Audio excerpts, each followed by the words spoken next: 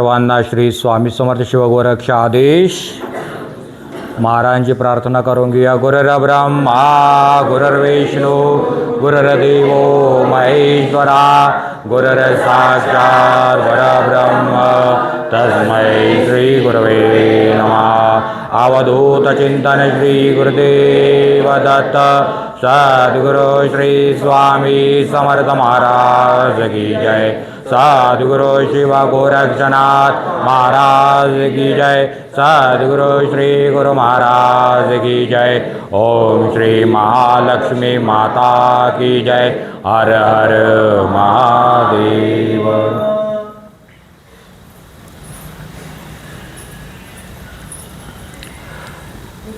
अहंकार हा माणसाचा शत्रू असतो हे सर्वांना माहिती आहे.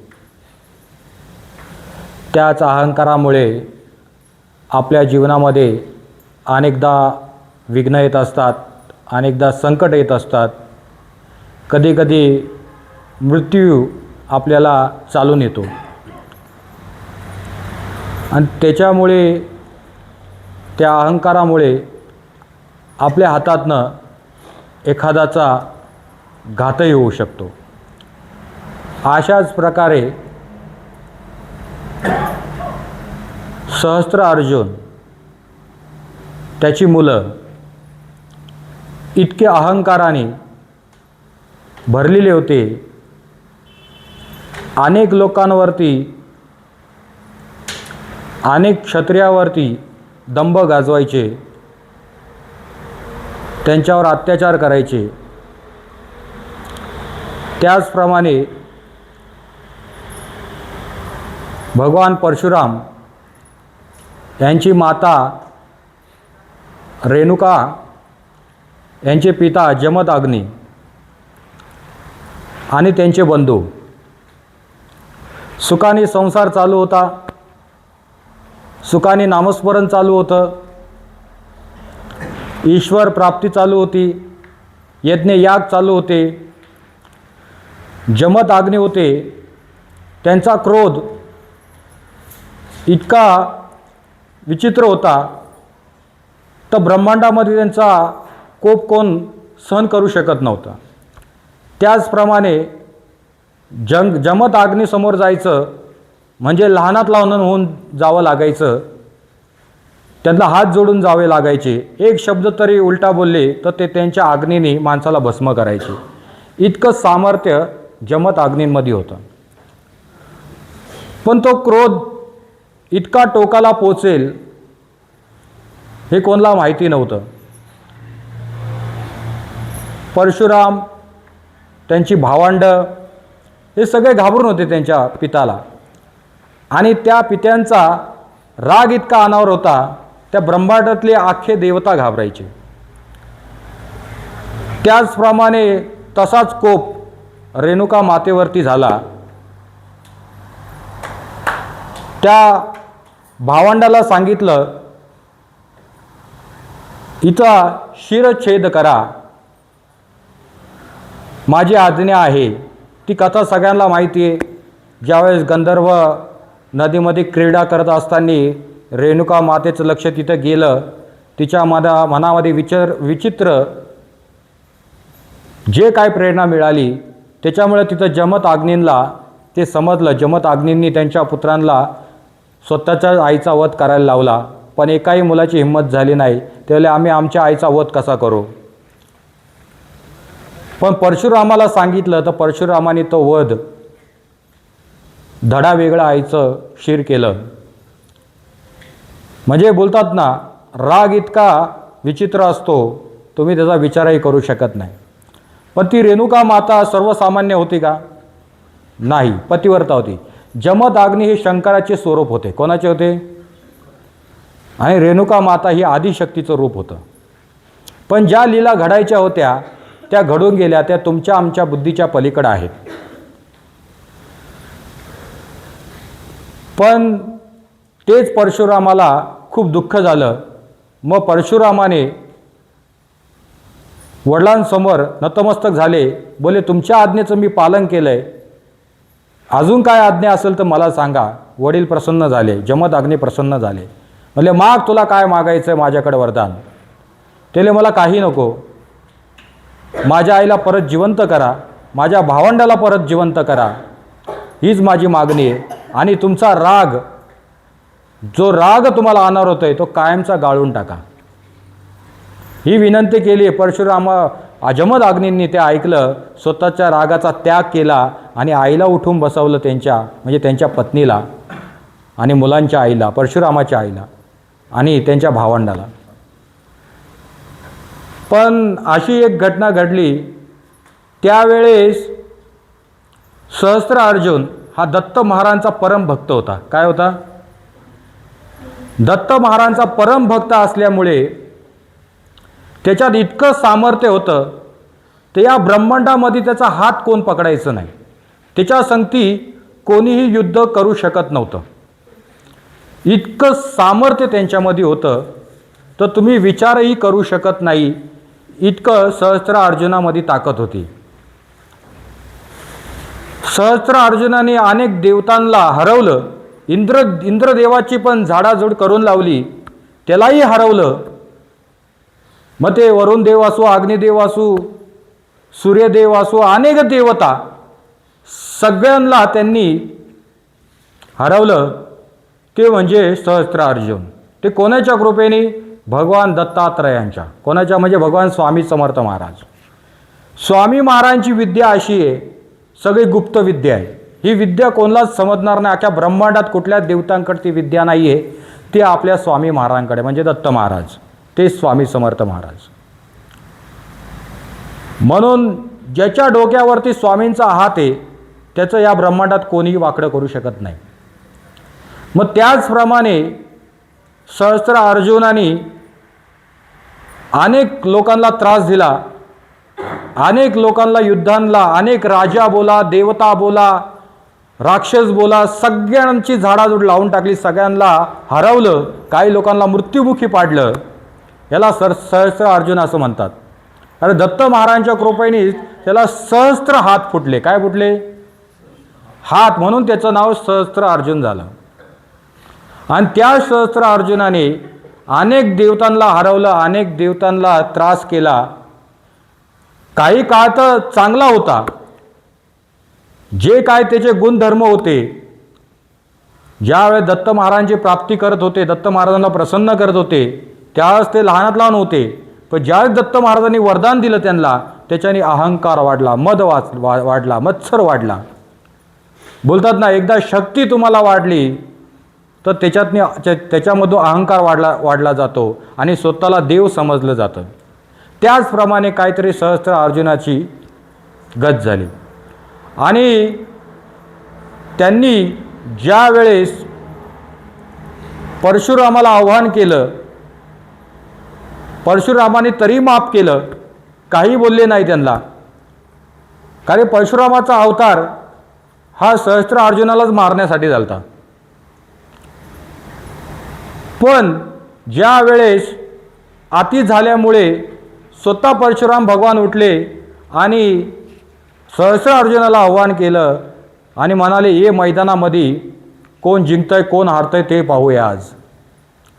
आणि त्याच्यामध्येच सहस्त्रार्जुनाचा वध परशुरामाने केला, त्याला मृत्युमुखी पाडलं. आणि अख्ख्या जगामध्ये तोच प्रसार झाला. सहस्त्रार्जुनाला भगवान रामचंद्र प्रभूंनी मारलं, म्हणजे रामाचाच अवतार, कारण की तो अवतार संपणार होता. पण बोलतात ना, मारलं तर आहे, सगळ्या गोष्टी झाल्या, पण आता दत्त महाराजांचा राग कोण कंट्रोल करणार? काय दत्त महाराजांचा परम भक्त होता. तिथे आईकडे गेले, परशुराम भगवान आईकडे गेले. त्यांनी सांगितलं, मी सहस्त्रार्जुनाचा वध केलाय. त्यावेळेस त्यांना वाटलं आता दत्त महाराजांचा कोप कसा सहन करणार. रेणुका माता घाबरली.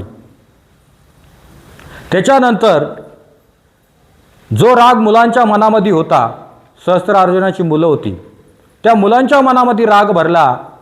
त्यांनी विचार केला, आमच्या वडिलांनी अनेक देवतांना हरवलं, अनेक देवता त्यांच्या पायाशी होते, सर्व देवी देवता त्यांना घाबरायचे. यक्ष किन्नर गंधर्व अनेक देवता देवी. त्यांना परशुरामाने मारलं हे योग्य केलं नाही.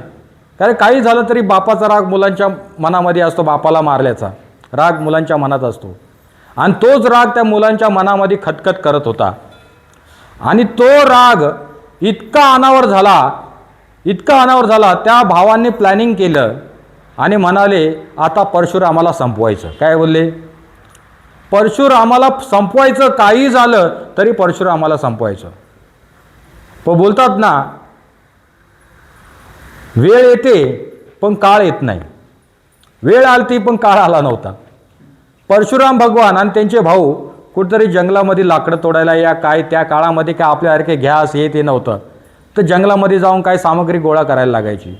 तर भाऊ आणि ते गेले ते फक्त रेणुका माता आणि जमदग्नी होते. आणि त्यावेळेस काळोखाची वेळ होती. हे पाची भाऊ त्यांचे सैन्य सगळे एकत्र आले आणि यांनी जमदग्नींचा वध करून टाकला. त्यांना मारून टाकलं, तलवारीने गुपसून मारून टाकलं. कसं मारलं? जमदग्नींना ब्रह्मांडात कोणीही मारू शकत नाही. त्यांनी परशुरामाला वचन दिलं, आजपासून मी कोणाचाही राग करणार नाही, कोणावर रागवणार नाही. कोणीही कितीही काही बोललं तरीही मी शांत राहणार. त्या शांत स्वभावाचा फायदा घेऊन जमदग्नींचा वध केला. हे त्यांना मृत्युमुखी पाडलं. रेणुका मातेने विरोध खूप केला, पण बाईची ताकद, तिला न जुमानता लास्टला जमदग्नींचा वध केला म्हणजे केला आणि तिथून ते पळून गेले. पण जंगलामध्ये अशा काही अघटित घटना घडू लागल्या, विचित्र घटना घडू लागल्या. ते परशुरामाला कळालं. परशुरामाने तसंच पाऊल मागे घेतलं आणि त्यांच्या घराकडं मुख वळवलं आणि तिथे निघून गेले. त्यावेळेस त्यांनी पाहिलं वडिलांची अवस्था. वडील मरून खाली पडलेले आहेत, आई रडते. त्यावेळेस परशुरामाच्या डोळ्यात पाणी आलं आणि अग्नीचा तांडव झाला. मग त्यांनी वचन घेतलं, 21 पिढ्या क्षत्रियांच्या मी संपवेल, एकालाही जिवंत ठेवणार नाही असा संकल्प केला. मी क्षत्रिय करून टाकेल, या भूतलावरती एकाही क्षत्रियाला ठेवणार नाही असा संकल्प केला. आणि तिथून ते चालू लागले.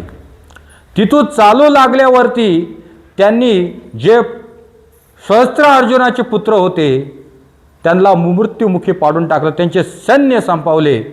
अनेक क्षत्रियांचा वध करून टाकला. आता एकाने मारलं तर सगळ्यांची काही चुकी आली त्याच्यामध्ये. पण ते परशुरामाने तसं केल्यामुळे अनेक पाप परशुरामावरती आले. त्यांच्या आईला मनामध्ये भय वाढलं. काय वाढलं? रेणुका मातेला भय वाढलं. रेणुका माता घाबरली. सायलेंटर करा. रेणुका माता घाबरली आणि परशुरामाला म्हणाली, बाबा आता तुझं काही खरं नाही. अख्खे देवता घाबरतील तुला, अख्खं ब्रह्मांड घाबरेल. पण त्या दत्तात्रयाला कळालं तर तुझं काही खरं नाही म्हणले. काय बोलले? दत्तात्रय भगवान, तुझं काही खरं नाही. मी सांगते तसं कर. तू केलंय. कारण की ब्राह्मणांचं काम लोकांना ज्ञान सांगणे. कारण की परशुराम हे ब्राह्मण कुळामध्ये जन्माला आलते. तुमचं काम ज्ञान सांगणे, वध करणे नाही. तुम्ही क्षत्रिय नाही आहेत. तू ज्ञानवंत आहे, तू ब्राह्मण आहे, तू लोकांना ज्ञान द्यायला पाहिजे. पण तुझ्या हातात नाही कृत्य घडलं. ठीक आहे, तुझ्या वडिलांचा तू बदला घेतला, पण मी सांगते तसं कर तू आता, नाहीतर तुझा वध 100% आहे दत्त महाराजांच्या हातून. आणि ते रेणुका मातेनी त्यांना म्हणाले, एक पालखी कर श्रावण बाळासारखी. एका बाजूला तुझ्या वडिलांचा मृतदेह ठेव आणि मला त्याच्यात बसव. आम्हाला आकाशातनं ने. आणि ज्या वेळेस अनेक देवतांची फुलांचा पाऊस जर तुझ्यावर पडेल, अनेक देवता सगळे जेवढे ब्रह्मांडातले तेवढे सगळे प्रसन्न होतील. कारण की सहस्त्र अर्जुनाचा मृत्यूची वाटच सगळेजण पाहत होते. आणि ते परशुरामाने त्यांना मारलं. आणि त्यावेळेस सगळ्या देवतांनी त्यांच्या आई वडील जे मृतदेह होता त्यांच्या अंगावरती पुष्पांची वृष्टी केली आणि तिथनंच रेणुका मातेला आणि जमदग्नीला मोक्ष मिळाला. म्हणजे सुटका मिळाला. त्याला मोक्ष देणार कोण? ते आदिशक्ती आणि आदिनाथ येतो. पण एक लीला, मानव देहातली लीला बोलतात त्याला. काय बोलतात? ज्यावेळेस तुम्ही मृत्यूलोक येतात त्यावेळेस तुमचा हा मानव देह, तुम्ही किती देव असलात पण लोक तुम्हाला मानव देहामध्येच बघणार. मग त्याचप्रमाणे सगळे परशुरामावरती प्रसन्न झाले, वरदान दिलं. त्याच्यामुळे दत्त महाराजांना पण प्रसन्न व्हावं लागलं. पण दत्त महाराजांनी बोलले तू या पापातनं बाहेर निघणार नाही, तुला काही जे मी सांगेल ते करावं लागेल, अन्यथा तू शिक्षेस पात्र होशील. आणि तेच दत्त महाराजांना ते शरण गेले. बोले गुरुराया, कारण त्यांना गुरु म्हणतात दत्त महाराजांना, गुरुराया मी तुम्हाला शरण आलोय, माझ्या हातातनं काय चूकभूल झाली असेल तर माफ करा, मी आज्ञा आणि अज्ञान बाळ आहे तुमचं. आता माझं गुरुत्व तुम्हीच घ्या, गुरुपद तुम्ही घ्या आणि या शिष्याला योग्य मार्ग दाखवा. मी भ्रमामध्ये मी भरकडून गेलोय, मला जगण्याची दिशा दाखवा. माझ्या हातातनं अनेक पाप झालेत, अनेक क्षत्रियांचा विनाश केलाय, मला मान्य आहे मी चुकी केली आहे. पण तुम्ही जगाचे मायबाप आहात, तुम्ही जगाचे गुरु आहात, तुम्ही ब्रह्मांडाचे गुरु आहात, म्हणून तुम्हाला सद्गुरू असं म्हटलं गेलेलं आहे. या दासाला, या शिष्याला तुम्ही शरण घ्या आणि जगण्याची दिशा दाखवा. परशुराम ज्यावेळेस दत्त महाराज शरण गेले त्यावेळेस दत्त महाराज शांत झाले. काय झाले? मग दत्त महाराजांनी त्यांच्या सगळ्या चुक्या माफ केल्या. काय केल्या?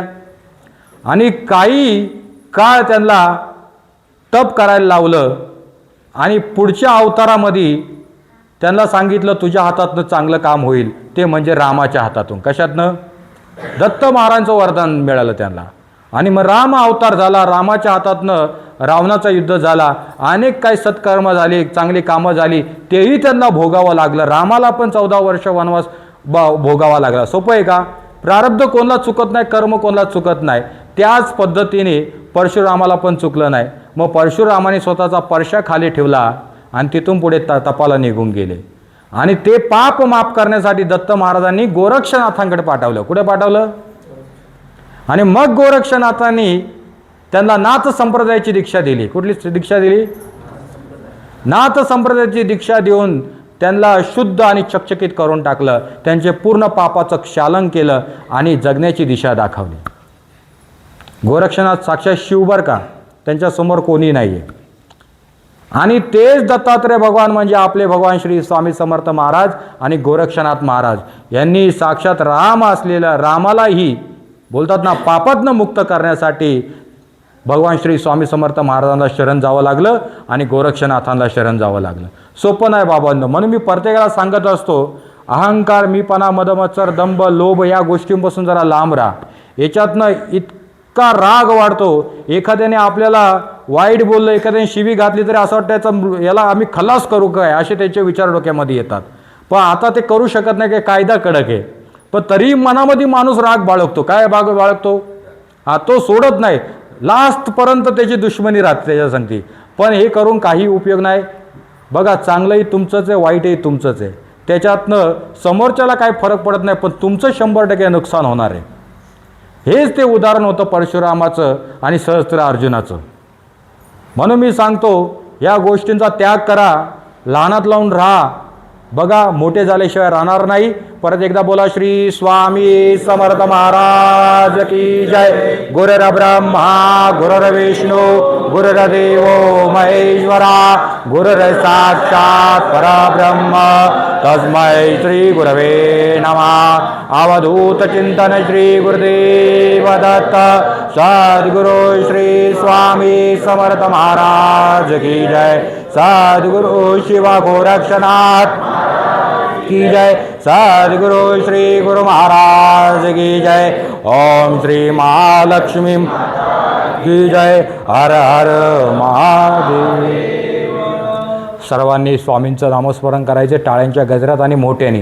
तुमचा आवाज निघायला पाहिजे. आलं लक्षामध्ये? सर्व सुरुवात करायची. महाराज श्री स्वामी समर्थ. जय जय स्वामी समर्थ. सद्गुरु स्वामी समर्थ जय जय स्वामी समर्थ महाराज श्री स्वामी समर्थ जय जय स्वामी समर्थ सद्गुरु स्वामी समर्थ जय जय स्वामी समर्थ महाराज श्री स्वामी समर्थ जय जय स्वामी समर्थ सद्गुरु स्वामी समर्थ जय जय स्वामी समर्थ महाराज श्री स्वामी समर्थ जय जय स्वामी समर्थ सद्गुरु स्वामी समर्थ जय जय स्वामी समर्थ महाराज श्री स्वामी समर्थ जय जय स्वामी समर्थ सद्गुरु स्वामी समर्थ जय जय स्वामी समर्थ महाराज श्री स्वामी समर्थ जय जय स्वामी समर्थ सद्गुरु स्वामी समर्थ जय जय स्वामी समर्थ महाराज श्री स्वामी समर्थ जय जय स्वामी समर्थ सद्गुरु स्वामी समर्थ जय जय स्वामी समर्थ महाराज श्री स्वामी समर्थ जय जय स्वामी समर्थ सद्गुरु स्वामी समर्थ जय जय स्वामी समर्थ महाराज श्री स्वामी समर्थ जय जय स्वामी समर्थ सद्गुरु स्वामी समर्थ जय जय स्वामी समर्थ महाराज श्री स्वामी समर्थ जय जय स्वामी समर्थ सद्गुरु स्वामी समर्थ जय जय स्वामी समर्थ महाराज श्री स्वामी समर्थ जय जय स्वामी समर्थ सद्गुरु स्वामी स्वामी समर्थ महाराज श्री स्वामी समर्थ जय जय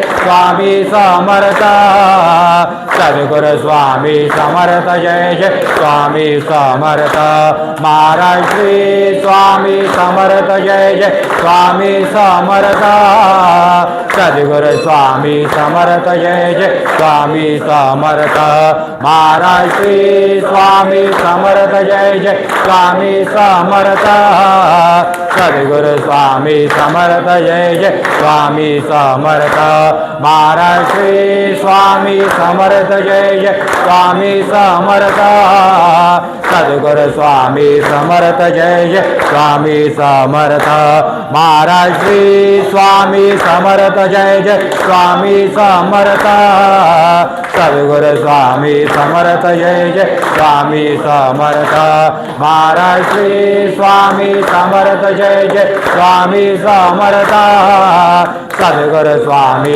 समर्थ जय जय स्वामी समर्थ महाराज श्री स्वामी समर्थ जय जय स्वामी समर्थ सद्गुरु स्वामी समर्थ जय जय स्वामी समर्थ महाराज श्री स्वामी समर्थ जय जय स्वामी समर्थ सद्गुरु स्वामी समर्थ जय जय स्वामी समर्थ महाराज श्री स्वामी समर्थ जय जय स्वामी समर्थ सद्गुरु स्वामी समर्थ जय जय स्वामी समर्थ महाराज श्री स्वामी समर्थ जय जय स्वामी समर्थ सद्गुरु स्वामी समर्थ जय जय स्वामी समर्थ महाराज श्री स्वामी समर्थ जय जय स्वामी समर्थ सद्गुरु स्वामी समर्थ जय जय स्वामी समर्थ महाराज श्री स्वामी समर्थ जय जय स्वामी समर्थ सद्गुरु स्वामी समर्थ जय जय स्वामी समर्थ महाराज श्री स्वामी समर्थ जय जय स्वामी समर्थ सद्गुरु स्वामी समर्थ जय जय स्वामी समर्थ महाराज श्री स्वामी समर्थ जय जय स्वामी समर्थ सद्गुरु स्वामी समर्थ जय जय स्वामी समर्थ महाराज श्री स्वामी समर्थ जय जय स्वामी समर्थ सद्गुरु स्वामी समर्थ जय जय स्वामी समर्थ महाराज श्री स्वामी समर्थ जय जय स्वामी समर्थ सद्गुरु स्वामी समर्थ जय जय स्वामी समर्थ महाराज श्री स्वामी समर्थ जय जय स्वामी समर्थ सद्गुरु स्वामी समर्थ जय जय स्वामी समर्थ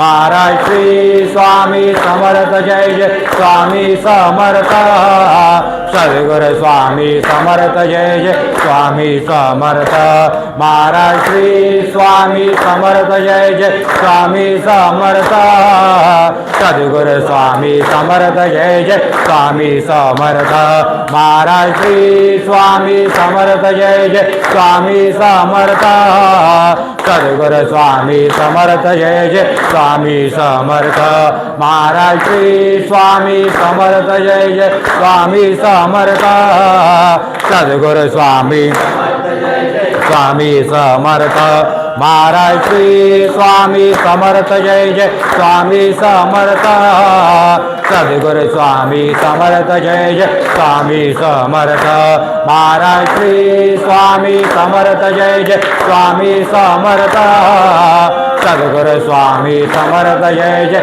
स्वामी समर्थ महाराज श्री स्वामी समर्थ जय जय स्वामी समर्थ सद्गुरु स्वामी समर्थ जय जय स्वामी समर्थ महाराज श्री स्वामी समर्थ जय जय स्वामी समर्थ सद्गुरु स्वामी समर्थ जय जय स्वामी समर्थ महाराज श्री स्वामी समर्थ जय जय स्वामी समर्थ सद्गुरु स्वामी समर्थ जय जय स्वामी समर्थ महाराज श्री स्वामी समर्थ जय जय स्वामी समर्थ सद्गुरु स्वामी समर्थ जय जय स्वामी समर्थ महाराज श्री स्वामी समर्थ जय जय स्वामी समर्थ सद्गुरु स्वामी समर्थ जय जय स्वामी समर्थ महाराज श्री स्वामी समर्थ जय जय स्वामी समर्थ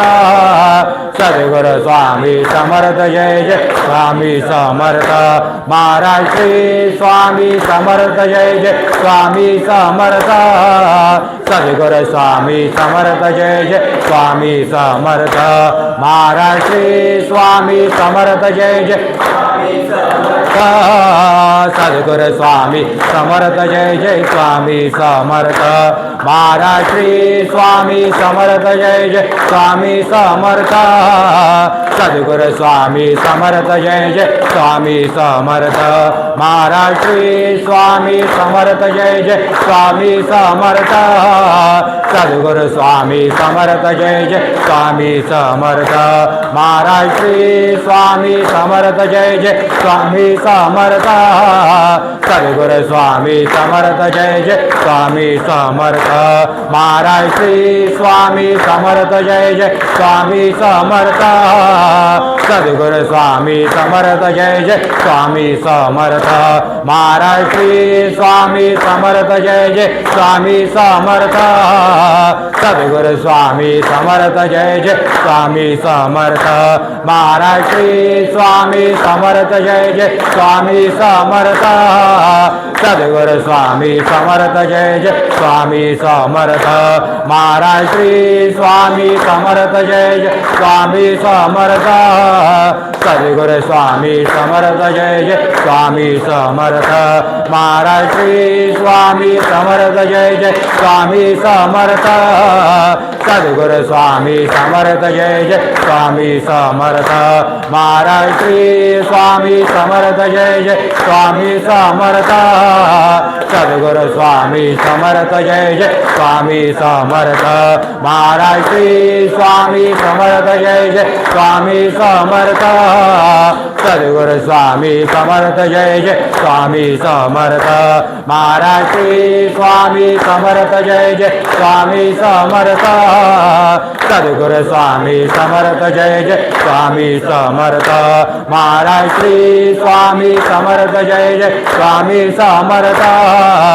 सद्गुरु स्वामी समर्थ जय जय स्वामी समर्थ महाराज श्री स्वामी समर्थ जय जय स्वामी समर्थ सद्गुरु स्वामी समर्थ जय जय स्वामी समर्थ महाराज श्री स्वामी समर्थ जय जय स्वामी समर्थ सद्गुरु स्वामी समर्थ जय जय स्वामी समर्थ महाराज श्री स्वामी समर्थ जय जय स्वामी समर्थ सद्गुरु स्वामी समर्थ जय जय स्वामी समर्थ दिगंबरा दिगंबरा श्रीपाद वल्लभ दिगंबरा दिगंबरा दिगंबरा श्रीपाद वल्लभ दिगंबरा दिगंबरा श्रीपाद वल्लभ दिगंबरा दिगंबरा दिगंबरा श्रीपाद वल्लभ दिगंबरा दिगंबरा दिगंबरा श्रीपाद वल्लभ दिगंबरा दिगंबरा दिगंबरा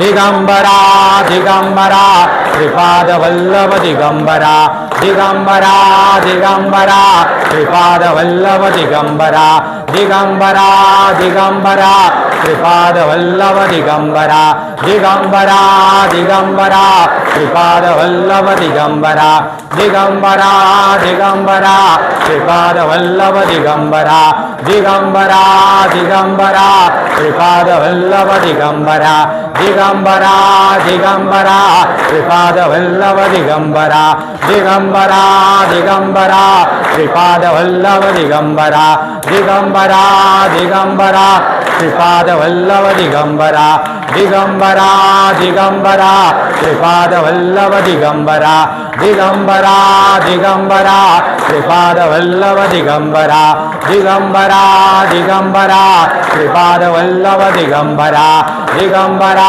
दिगंबरा श्रीपाद वल्लभ दिगंबरा दिगंबरा दिगंबरा श्रीपाद वल्लभ दिगंबरा दिगंबरा दिगंबरा श्रीपाद वल्लभ दिगंबरा दिगंबरा दिगंबरा दिगंबरा दिगंबरा दिगंबरा श्रीपाद वल्लभ दिगंबरा दिगंबरा दिगंबरा श्रीपाद वल्लभ दिगंबरा दिगंबरा दिगंबरा श्रीपाद वल्लभ दिगंबरा दिगंबरा दिगंबरा श्रीपाद वल्लभ दिगंबरा शिव गोरक्ष जय गोरक्ष जय जय गोरक्ष जय गोरक्ष शिव गोरक्ष जय गोरक्ष जय जय गोरक्ष जय गोरक्ष शिव गोरक्ष गोरक्ष जय जय गोरक्ष जय गोरक्ष शिव गोरक्ष जय गोरक्ष जय जय गोरक्ष जय गोरक्ष शिव गोरक्ष जय गोरक्ष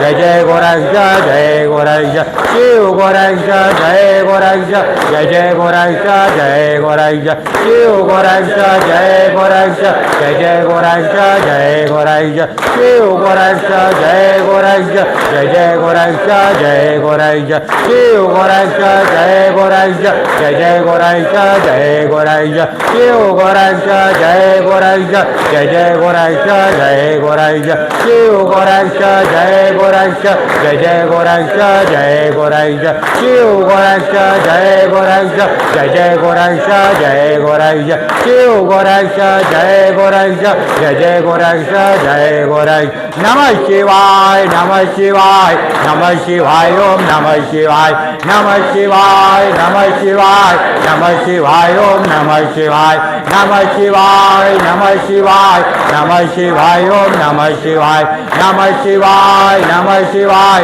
नमः शिवाय ओम नमः शिवाय नमः शिवाय नमः शिवाय नमः शिवाय ओम नमः शिवाय नमः शिवाय नमः शिवाय ओम नमः शिवाय नमः शिवाय नमः शिवाय नमः शिवाय ओम नमः शिवाय नमः शिवाय नमः शिवाय